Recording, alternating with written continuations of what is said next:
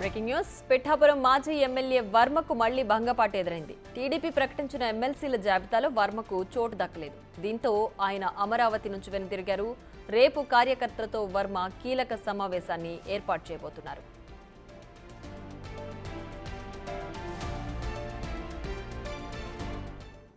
ఇక మరింత సమాచారాన్ని మా ప్రతినిధి శివశంకర్ ఫోన్ లైన్లో అందిస్తారు. శివశంకర్, చెప్పండి, వర్మకు ఎమ్మెల్సీ అభ్యర్థుల లిస్టులో ఆయన పేరు ఖరారు కాకపోవడంతో ఆయన వెనుతిరిగినట్లుగా కూడా తెలుస్తోంది. ఏంటి దీనికి సంబంధించి పూర్తి డీటెయిల్స్?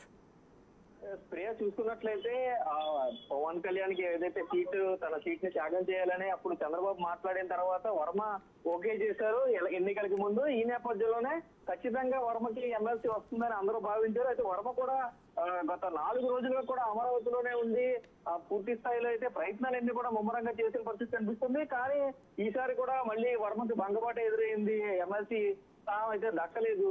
అయితే పూర్తిగా చూసుకున్నట్లయితే రేపు ఉదయం కార్యకర్తలతో ఒక కీలక సమావేశాన్ని ఏర్పాటు చేసినట్టుగా కూడా విశ్వసనీయ సమాచారం వస్తుంది. అయితే పూర్తిగా చూసుకున్నట్లయితే ఇప్పటికే ఆల్రెడీ వర్మ అక్కడి నుంచి వెనుతిరిగిపోయారు.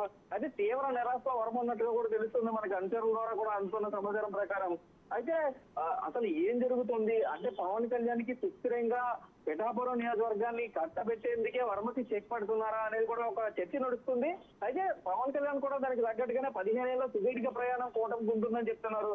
సో మళ్ళీ అటెంప్ట్ లో కూడా వర్మకి అక్కడ నుంచి పోటీ చేసే అవకాశం ఉండదు. కాబట్టి వర్మని నియోజకవర్గం మారుస్తారా, లేకపోతే ఎమ్మెల్సీ వేరే స్థానం అంటే 2027లో వచ్చే ఎమ్మెల్సీ ఎన్నికలకు అతన్ని పంపిస్తారా ఏంటి అనేది మాత్రం పూర్తిగా తెలియాల్సిన పరిస్థితి ఉంది.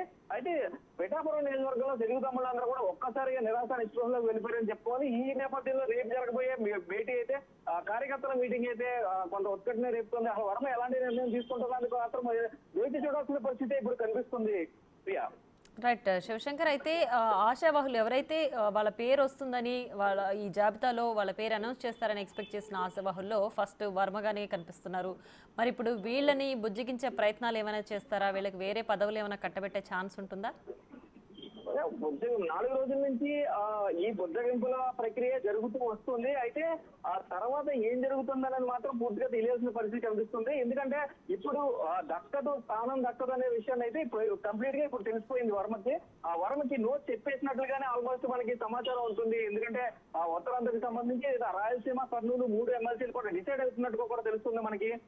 అయితే పూర్తిగా చూసుకున్నట్లయితే వర్మకి ఇప్పుడు లేదు అని చెప్పారు. కాబట్టి రేపొద్దున ఆయన కార్యకర్తలతో కలిసి ఆ సమావేశంలో ఎలాంటి చర్చ జరుగుతుందనే నేపథ్యంలో బుద్ధగింపు మరింత పెరిగే అవకాశం కనిపిస్తుంది. పూర్తిగా చూసుకున్నట్లయితే ఒక కొత్త చర్చకి తెరదీస్తుంది. మళ్ళీ పిఠాపురం మరొకసారి వార్తల్లో నిలుస్తుందనే చెప్పుకోవాలి. Priya, right Shivshankar, thanks for the updates.